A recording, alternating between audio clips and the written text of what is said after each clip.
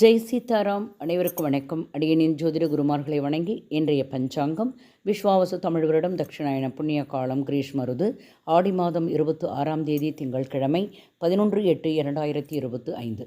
சூரிய உதயம் காலை 6 மணி 1 நிமிடம், சூரியஸ்தமனம் மாலை 6 மணி 33 நிமிடம். இது கடலூர் மற்றும் தென்னார்காடு மாவட்டத்திற்குரியது.